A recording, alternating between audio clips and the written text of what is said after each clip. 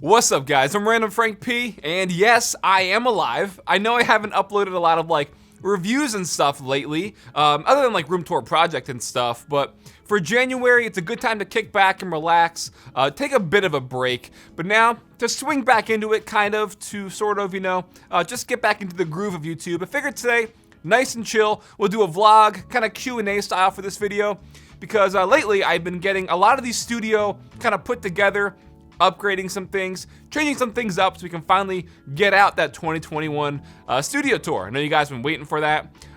Last month, the monitor that I threw a box at caught fire. So that can lead us right into the first question here from King, which is, so what happened to that LG monitor that caught fire? And also Dot asked 2021 setup tour when?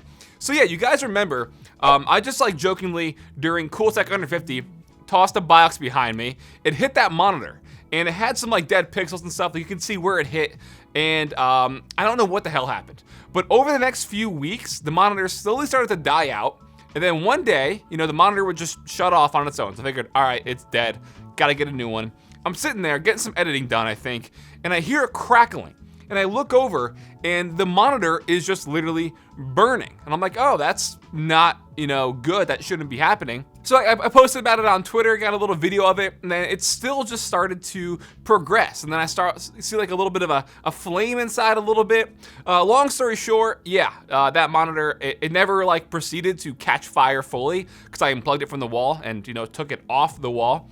So I actually did get a new monitor in. It's the upgraded model, so I've been swapping that out. But yes, 2021 room tour when? Very soon. I'm gonna show you around real quick. So yes, I did get that replaced. It's kind of hard to, film a studio tour when one of your monitors is literally burnt out. So that was a pretty big holdup. But yes, I have. It's replaced with the newer model of that. So all good here. I'm also going to be replacing this old 32-inch or 34-inch from Samsung. I'm replacing that with a 38-inch from Alienware. So I have that over here. Again, everything is a complete mess because that's been part of the delay. It's just kind of refreshing, adding things, updating to the setup. So it's not ready just now. Over here, so if you guys remember the old IKEA desktop that I used to have as my main desktop, that has pretty much just been in a storage closet, but I got some legs for it, got some prop shelves and stuff. This is going to be just kind of a secondary overhead kind of shot, sort of filming area. Mounted some of my backdrop paper rolls and things that you see for the textured backgrounds and stuff when I'm doing some overhead shots. So have this area sort of set up now. This took a lot longer than you would think. Also got a new light dome pretty much for my aperture light. So I have that mounted now and trying to really just perfect the lighting since it's a much, bigger, more powerful light. So trying to get that dialed in so you guys could see, when I'm filming here, my A-roll stuff. So that's definitely been taking up a lot of my time recently. I got a new shelving unit over here for some custom key build and stuff, or keyboard builds on display. And another thing that's also been, taking a lot of time is, so I went through a lot of different mounts for the 38-inch, mounts for the new monitor over there, and then a mount for the 82-inch 8K TV. So I'm going to get that mounted to the wall because the entertainment center that it's on now is just super flimsy and cheap, and I don't know how it's even supported this size for so long. So I'm going to mount this to the wall, ditch that, and then I just built the new entertainment center over here. This is much nicer, lots of room for the new consoles and stuff, so I'm going to have that all here on display, and it's going to just look a lot better once I get all the old stuff cleaned up and organized and put away and everything mounted and all the boxes sorted. So definitely, like I said, a bit of a hold up, but that's what's been keeping the 2021 room tour from coming out. So lots of little changes, upgrades, but again, the main delay was just having, the monitor just catch fire.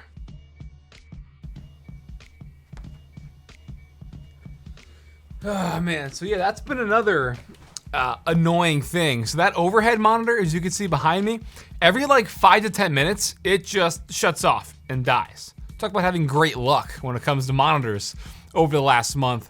It's not like an auto shutdown timer. It's not like a power settings thing. It's very old. It's from 2016 or 2015. So it's definitely dated at this point, especially how much I'm editing and working back there. It's on a lot. So understandable that it's dying. And Also, let me know what you guys think about this new lighting setup. Like I said, I have this new light that I've been trying to get dialed in. Probably doesn't look too different. I'm looking at my monitor right now. Might not look too different to you guys, but just a lot better when it comes to getting controlled lighting, as well as even lighting when it comes to like overhead shots. So let me know what you think with the lighting and coloring. So next up from Patrick, like I was saying in the beginning, January has been a time to kick back and relax. Patrick asked, how was your break? Yeah, it's been nice. It's been good to not to worry about doing much and just kind of refresh, reset a bit. Because if there's any month out of the year to have a break, it's January. And as you've seen probably around the tech YouTube space, most people aren't putting out too much content, and I know I haven't done much at all. And there's a few reasons for that.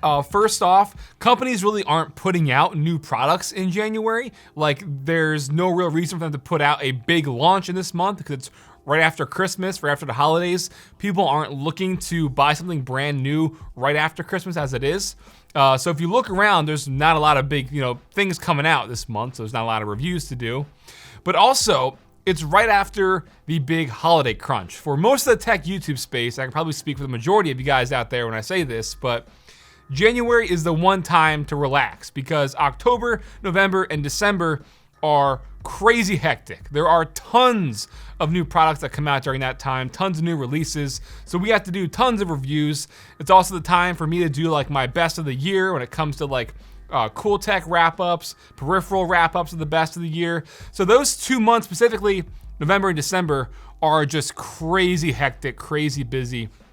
And for me, as most of you guys know, I am a one-man crew on this channel because I do everything. I don't have someone working for me. It's all just me who does everything. By the time Christmas comes, I am mentally and physically burnt out from putting out like 3 to 4 videos a week over those 2 months to take advantage of that crazy holiday hype during those 2 months specifically.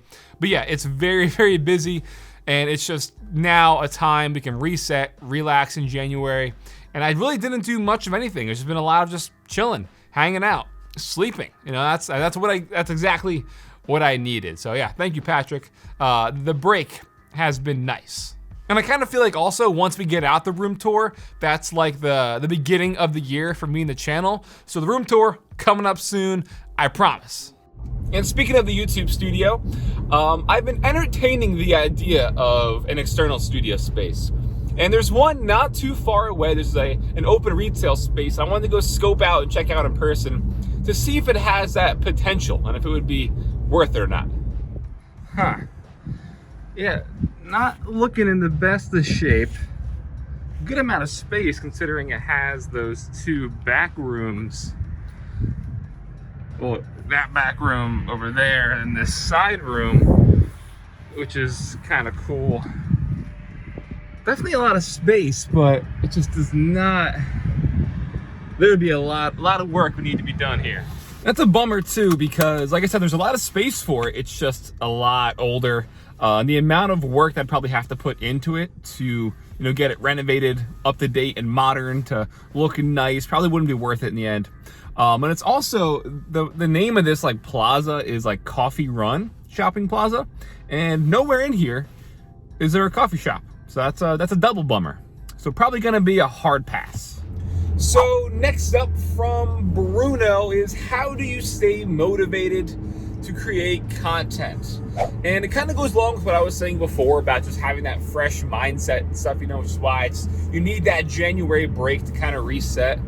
But one of the main things, as brutally honest as I'll be with you guys, is the money, the income. Because obviously with YouTube being my full-time job, if I wasn't making money from this to support myself, to support my family, then I wouldn't be doing YouTube full-time. So that's obviously a large driving factor to keeping, creating good content.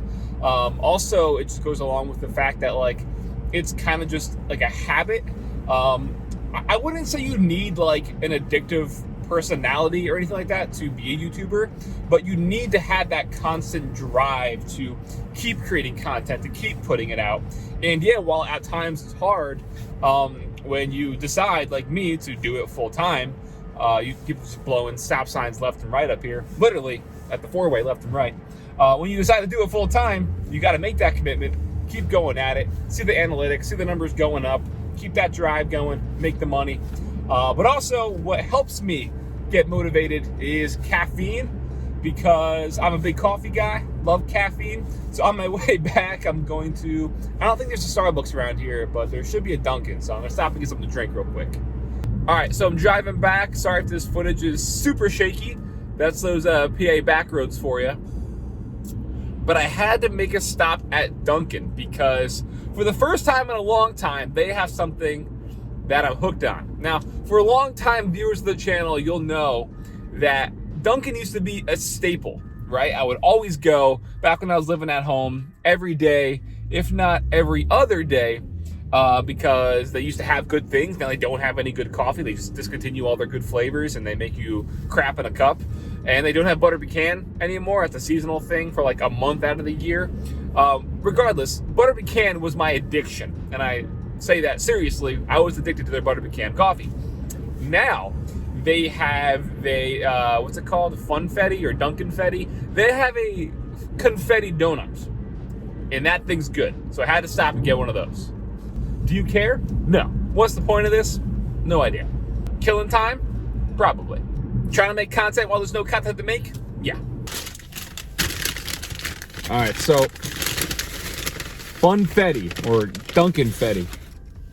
Whew! Look at that. Man. Tell you what. Caught it. Not a good thing to be hooked on. This is super good. Man. Yeah. It tastes like, if you've ever been to a boardwalk and there's like fried food and everything smells so good when you're walking, or like a fair or something like that, that's what this tastes like. It tastes like, I don't want to say fried food. It kind of tastes like fried Oreos, but if it was dunked in like confetti stuff. I don't know. Again, ditching tech, becoming a food review channel.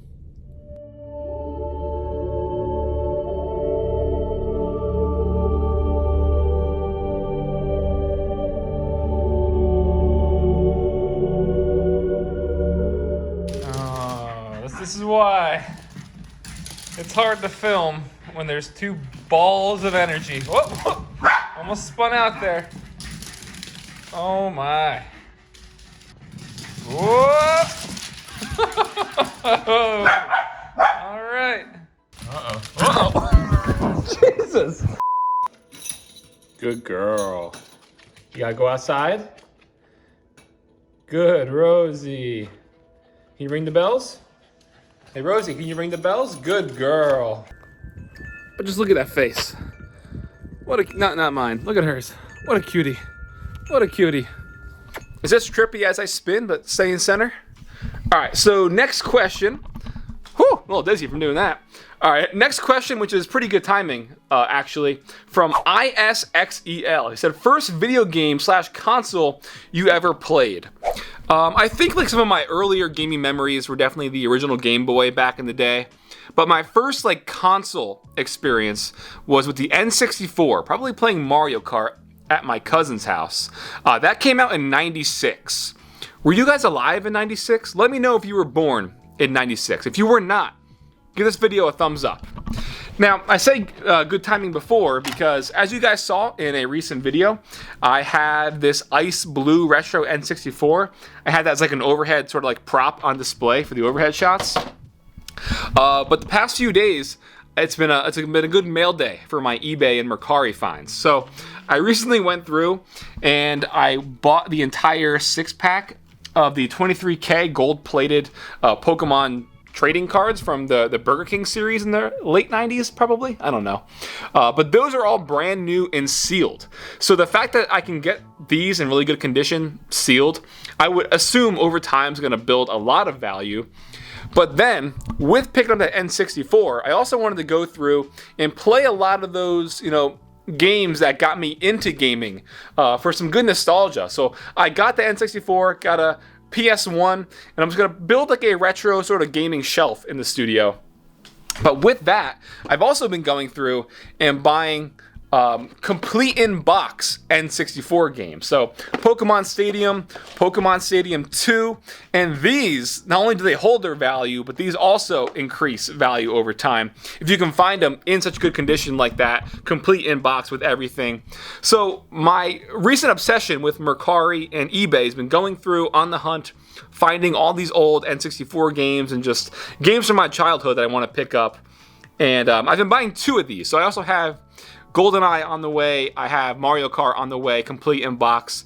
So I've been buying 2, one for me to add to my collection and play when I want to play, and then also to, like I said, gain value over time, because these things, complete in box, if you can get them in good condition, they're worth a lot. So I can only imagine in the next like 5 to 10 years how much the value would increase.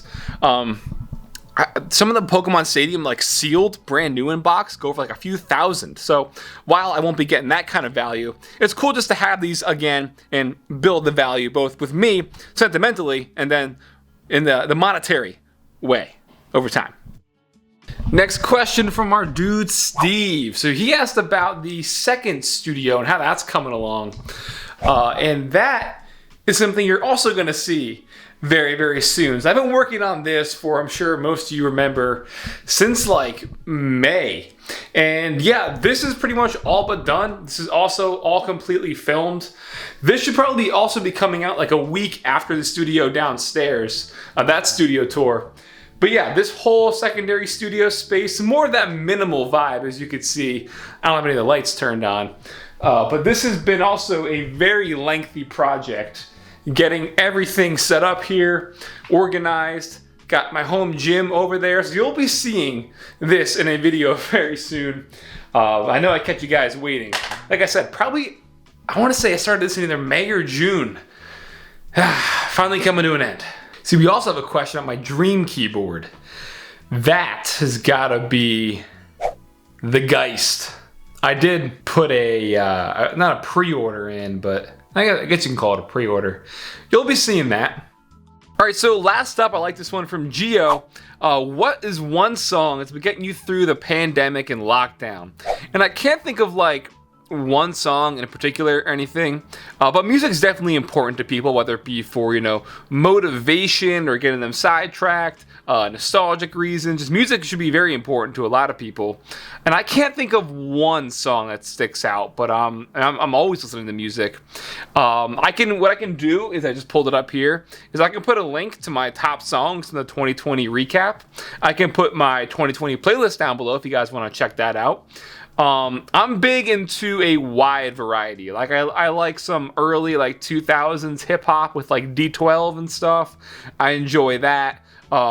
More recent stuff like A$AP Rock's, his last album, the Spirit World Field Guide, is phenomenal. You guys know I'm a big A$AP Rock fan. Obviously a bunch of MF Doom stuff. I like, I'm big in System of a Down. That's like my all-time favorite band. I'll bump pretty much anything that's not like country music and stuff. But I like me some Hootie and the Blowfish. But they're not really, you know, country, I'd say. But yeah, so I listen to a wide variety. But I would say probably, you know, this year, more recently, it's a lot of A$AP stuff, Hail Mary Mallon.